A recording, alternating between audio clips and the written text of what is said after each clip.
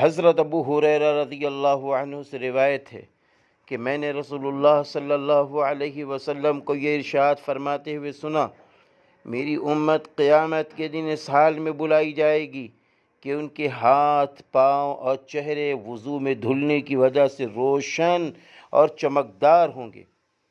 لہذا جو شخص اپنی روشنی کو بڑھانا چاہے تو اسے چاہیے کہ وہ اسے بڑھاوے، یعنی وضو کرے۔ بخاری شریف۔ مطلب یہ ہے کہ وضو اس اہتمام سے کیا جائے کہ اعضائے وضو میں کوئی جگہ خشک نہ رہے۔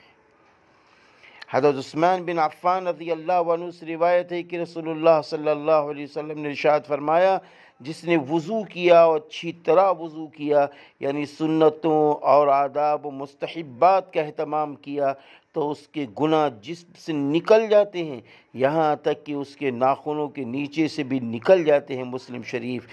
علماء کی تحقیق یہ ہے کہ وضو، نماز وغیرہ عبادات سے صرف گناہ صغیرہ معاف ہوتے ہیں، کبیرہ گناہ بغیر توبہ کے معاف نہیں ہوتے، اس لیے توبہ کرنی پڑے گی۔